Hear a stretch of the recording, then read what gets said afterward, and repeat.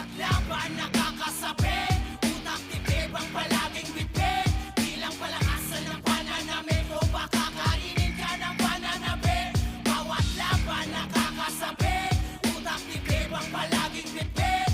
Bilang palakasan ng pananamit o baka kainin ka ng pananabik.